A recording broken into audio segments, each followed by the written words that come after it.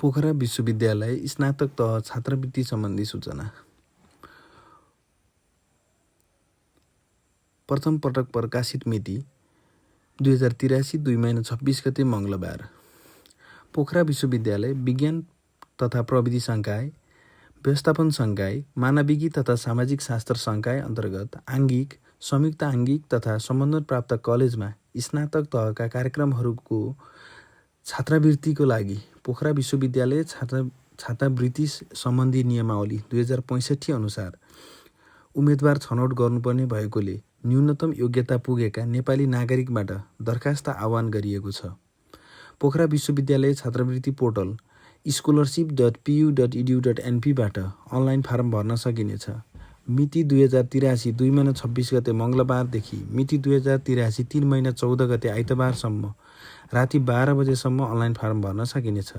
परीक्षा हुने मिति 2083 3 महिना 20 गते विज्ञान तथा प्रविधि संकाय समूह क को 8 बजेदेखि 11 बजेसम्म र विज्ञान तथा प्रविधि संकाय समूह ख को दिउँसो 2 बजेदेखि 5 बजेसम्म।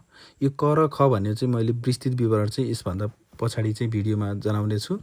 2083 3 महिना 21 गते व्यवस्थापन संकायको 8 बजेदेखि 11 बजेसम्म र मानविकी तथा सामाजिक शास्त्र संकाय अन्तर्गत समूह क, ख र ग को दिउँसो 2 बजेदेखि 5 बजेसम्म।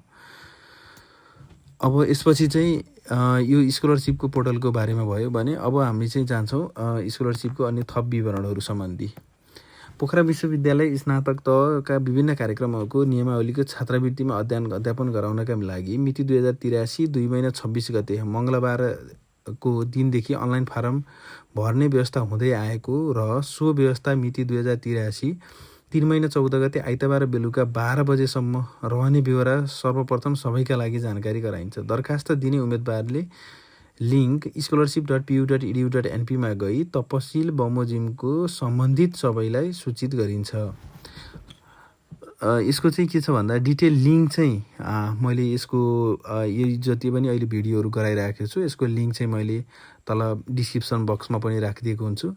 उम्मेदवारहरूले अनलाइन फारम भर्दा सकलप्रति र प्रतिलिपि माग गरेपछि अनिवार्य रूपमा पेश गर्नुपर्ने हुन्छ र अब यसको भिडियो पनि हामीले यही नोटिसको एउटा लिङ्कमा नै राखिएको छ। भने अब विद्यार्थीहरूले फारम भर्दा ध्यान दिनुपर्ने कुरा के हो भन्दा आफ्नो जिमेल आइडीबाट मात्र विद्यार्थीहरूले यो पोर्टलमा चाहिँ लगइन गर्न सक्छन् र जिमेलमा भेरिफिकेसन कोड आउँछ। हरेक विद्यार्थीले आफ्नो स्कलरसिपको लागि एप्लाई गरेपछि जिमेलमा भेरिफिकेसन कोड आएको हुन्छ र त्यो भेरिफिकेसन कोड मार्फत मात्र विद्यार्थीले त्यो भेरिफिकेसन कोड आएर आफ्नो इमेल भेरिफाइड गरिसकेपछि मात्रै एप्लाई गर्न सक्नेछन्। उम्मेदवारले अनलाइन फारम भर्दा जिमेल आइडी नै प्रयोग गर्नुपर्नेछ र अन्य फारमहरू सपोर्ट गर्दैन। अनलाइन फारमहरू भर्दा सफ्टवेयरले सपोर्ट गर्दैन र 2-3 इमेल आइडी एउटाले चाहिँ एक फ्रिक्वेन्टली त्यो चाहिँ इमेल आइडीहरू युज गर्न चाहिँ मिल्दैन। कक्षा 6 देखि कक्षा 10 सम्म सामुदायिक विद्यालयमा पढेको हुनुपर्नेछ र त्यसलाई चाहिँ त्यसको फारम चाहिँ कसरी प्रमाणित गराउने भन्ने पनि मैले यस भिडियोमा यसपछि चाहिँ डिस्क्राइब गर्नेछु र त्यसो सम्बन्धी नियमावली पनि डिस्क्रिप्सन बक्समा लिङ्क राखिदिनेछु। सो डाउनलोड गरेर तपाईँले हेर्न सक्नुहुन्छ। अब +2 सम्म पास भएको सर्टिफिकेटहरू सम्पूर्ण चाहिन्छ तर हाम्रो स्कलरसिपमा एप्लाई गर्दाखेरि चाहिँ बेसिकल्ली चाहिँ कक्षा 6 देखि 10 कक्षासम्म सामुदायिक विद्यालयमा अध्ययन गरेको हुनुपर्नेछ। यिनै कुराहरू चाहिँ स्कलरसिप पोर्टलहरूको बारेमा रह्यो भने अब यसमा विश्वविद्यालयमा मिले नमिलेको फेरि तपाईँहरूले सबमिट गरिसकेपछि विश्वविद्यालयले हेर्नेछ र सबमिट गरेर विश्वविद्यालयले एक्सेप्ट गरिसकेपछि मात्रै तपाईँको फर्दर प्रोसिड हुन्छ र त्यसको उम्मेदवार सम्बन्धी सर्टलिस्ट पनि यसै वेबसाइट मार्फत पब्लिस हुन्छ। अब रह्यो फेरि मैले चाहिँ प्रोग्राम लिस्टको बारेमा जानकारी दिनेछु। अब बिबिए प्रोग्राम भनेको यो म्यानेजमेन्ट संकाय अन्तर्गत बिबिए प्रोग्राममा 419 जना, बिबिए फाइनेन्समा 104 जना, BCS आइटीमा 94 जना, BCS आइटी भनेको bachelor of computer science and information technology हो, यसमा 94 जना, यो म्यानेजमेन्ट तर्फको आइटी मध्येमा पर्छ। BHCM भनेको bachelor of health care management हो, यसमा चाहिँ 40 जनाको कोटा रहेको छ। BHM भनेको होटल म्यानेजमेन्ट रह्यो, 115 जनाको कोटा छ भने BBA TT भनेको BBA ट्राभल एन्ड टुरिज्म हो, यसमा चाहिँ 5 जनाको गरी म्यानेजमेन्ट संकाय अन्तर्गत 777 जनाको कोटा छ। अब faculty of science and technology भनेको चाहिँ यो इन्जिनियरिङ जो अगाडि इन्जिनियर भनेर हामीले चिनिन्छ तिनीहरूको चाहिँ लिस्ट हो यो, जसले चाहिँ अघि पनि हाम्रो फर्स्ट त्यो भिडियोको स्टार्टिङमा चाहिँ के थियो भन्दा क र ख भनेर छुट्याइदिएको थियो भने त्यसको लिस्ट चाहिँ यहाँ चाहिँ कुन क हो कुन ख हो भनेर चाहिँ देखाइदिएको छ। बी कम्प्युटरमा 107 जना, बी आर्किटेक्चरमा 39 जना, बी सिभिल सबभन्दा धेरै कोटा चाहिँ यसमा चाहिँ समावेश छ इन्जिनियरिङ संकाय अन्तर्गत 183 जना, सिभिल एन्ड रुरलमा 5 जना, इन्फर्मेसन एन्ड कम्युनिकेसनमा 15 जना, बीई सफ्टवेयरमा 29 जना, बीआईटीमा 53 जना, बीई इलेक्ट्रिकल एन्ड इलेक्ट्रोनिक्समा 29 जना, BE civil for diploma holder जुन प्लस 2 सकेपछि डिप्लोमा 3 वर्ष डिप्लोमा पढेर वा प्लस 2मा डिप्लोमा पढेर आएको हुन्छ उनीहरूको चाहिँ त्यो बीई सिभिल भन्ने डिप्लोमा होल्डरको लागि छुट्टै छ जसको चाहिँ 5 जना कोटा रहेको छ भने बीई मेकानिकल इन्जिनियरिङमा 9 जनाको कोटा समावेश छ। अब साइन्स एन्ड टेक्नोलोजी ख भनिएको थियो अघि जुन पछि त्यो अगाडि पनि सेड्युलहरू थियो त्यो जुन इक्जामिनेसन सेड्युलमा चाहिँ डिफ्रेन्टली थियो एलोकेट गराइएको थियो त्यसमा चाहिँ बीसीएमा 65 जना, बीएआइडिएसमा 9 जना भनेको बीएआइडिएस भनेको चाहिँ bachelor of artificial intelligence and data science हो, बीसीए भनेको कम्प्युटर एप्लिकेसन हो, बीआइडिएस चाहिँ हाम्रो श्रमिक शान्ति कलेज ललितपुरमा चाहिँ मात्रै यो पढाइ हुन्छ, यसमा 9 जना कोटा छ। बीएससी इन्भाइरोमेन्टल एन्ड म्यानेजमेन्टमा 10 जना गरी टोटल 84 जना समावेश छ। Faculty of humanities and social science अन्तर्गत बीडेप्स ब्याचलर अफ डेभलपमेन्ट स्टडिजमा 9 जना र बीईडीमा 9 जना, यो चाहिँ हाम्रो सोसियल साइन्स अन्तर्गत यहीँ स्कुल अफ डेभलपमेन्ट स्टडी बीडेप्स डेभलपमेन्ट स्टडी यहीँ पियुको सेन्ट्रल कलेजमा नै समावेश छ। अब faculty of humanities and social science अन्तर्गतको ख अन्तर्गत BECS bachelor of English and communication studies भनेको छ, यसमा 14 जनाको कोटा छ भने बीएलएलबी जुन हाम्रो यहाँ सेन्ट्रल कलेज र श्रमिक शान्ति कलेजमा गरी टोटल 14 जना 7-7 जना गरी 14 जनाको कोटा छ।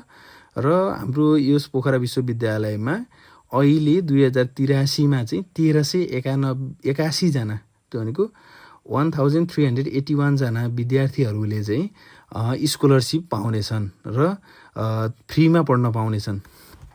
अब यसपछि चाहिँ यो विश्वविद्यालयमा कसरी स्कलरसिप कोले स्कलरसिप एप्लाई गर्न सक्नेछन्, स्कलरसिप एप्लाई गर्दा ध्यान दिनुपर्ने कुराहरू के हुन् र कागजातहरू हामीले के समावेश गर्नुपर्ने हुन्छ र हामीले मेजर ध्यान दिनुपर्ने कुराहरू के हो। अब यसमा चाहिँ सार्वजनिक विद्यालयमा कक्षा 6 कक्षादेखि 10 कक्षासम्म अध्ययन गरेको विद्यार्थीहरूले चाहिँ पाउँछन् भनिएको छ र अन्य थप कुराहरू पनि तपाईँलाई चाहिने उत्सुकता भएका सम्पूर्ण कुराहरू यसैमा संलग्न गरिएको छ। अब सार्वजनिक विश्वविद्यालय के अरे विद्यालयमा पढेको कसरी प्रमाणित गर्ने त भन्ने चाहिँ यो फारम छ अनुसूची 2 नियम 11 को 2 को खण्ड घ र च मसँग सम्बन्धित कुरा विश्वविद्यालयको नियमसँग सम्बन्धित छ, जसमा सम्बन्धमा श्री हजुरबाको नाम को नाति नातिनी श्री बुबाको नाम छोराछोरी श्री जिल्ला कास्की जिल्ला अब पोखरा महानगरपालिका वडा नम्बर अब मैले 30 जुन पोखरा विश्वविद्यालयको ठेगाना भनेको छु त्यसमा श्री अब रामबहादुरले तपसिल सार्वजनिक विश्वविद्यालयमा पढेको चाहिँ भनेर चाहिँ तलपट्टि कुन हो 1 2 3 4 भनेको छ। त्यहाँ 1 2 3 4 के भन्दा डिफ्रेन्ट स्कुलमा पढेको हुनसक्छ, कहिलेदेखि कहिलेसम्म पढ्यो भनेर उसले चाहिँ लेख्नुपर्ने हुन्छ। आफ्नो नाम अनि उम्मेदवारको नाम थर मिति र मोबाइल नम्बर लेख्ने अनि जुन स्कुलमा पढेको एसएलसी दिएको स्कुलको है फेरि यसमा चाहिँ एसएलसी दिएको स्कुलको प्रधानाध्यापकको नाम थर मिति र उहाँले भेरिफाई गरिदिनु पर्ने हुन्छ पहिला र त्यसपछि चाहिँ सम्बन्धित पालिका तपाईँ बस्ने पालिकाको पालिका प्रमुख शिक्षा प्रमुखले चाहिँ पालिका प्रमुख भन्दा नि यसमा शिक्षा प्रमुख हुन्छ, शिक्षा प्रमुखले चाहिँ आफ्नो नाम थर र स्थानीय तह मिति मोबाइल नम्बर र कार्यालयको छाप लगाएर पठाइदिन सक्नेछन्। त्यसपछि चाहिँ यो जुन scholarship.pu.edu.np मा गएर तपाईँले एकाउन्ट खोलेर अपलोड गर्न सक्नुहुन्छ र यस सम्बन्धी सम्पूर्ण भिडियो चाहिँ भिडियो भन्दा पनि तपाईँले आफैले यो सिम्पली छ गरेर हेर्न पनि सक्नुहुनेछ। अन्य थप केही जानकारी चाहिएमा तपाईँले कमेन्ट बक्समा कमेन्ट गर्न नछुटाउनु होला, म कमेन्टमा तपाईँहरूको कुराहरू भन्ने नै छु। साथै अहिले जति पनि कुराहरू मैले यो स्क्रिनमा सेयर गरेको छु यसको सम्पूर्ण हाम्रो वेबसाइटमा पब्लिस भएको लिङ्कहरू मैले यसको डिस्क्रिप्सन बक्समा समावेश गरिदिएको छु। Thank you for watching.